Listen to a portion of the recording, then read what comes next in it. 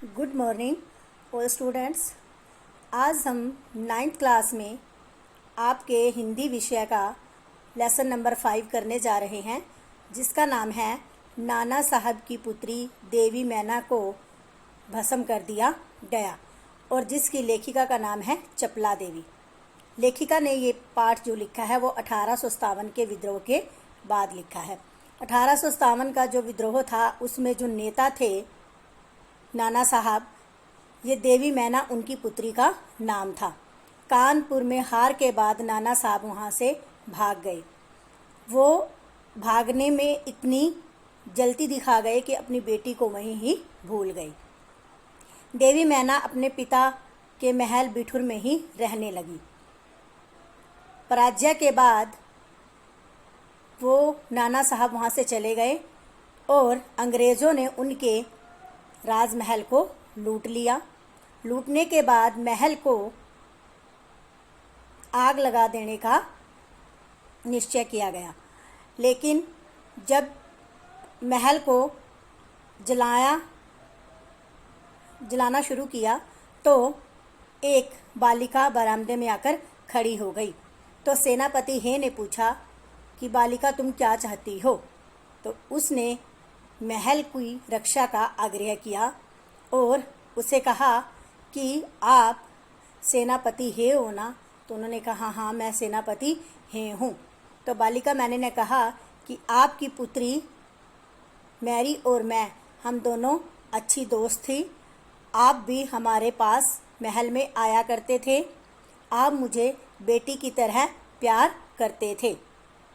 मुझे आपकी बेटी मैरी की मौत का बहुत दुख है।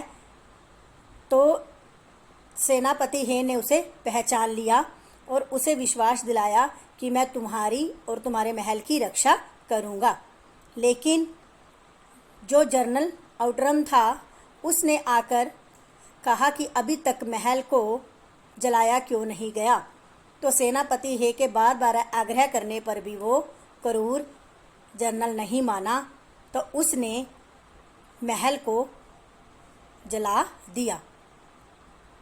तो देवी मैना एक दिन उस महल का जो ढेर था उसके ऊपर बैठकर रो रही थी।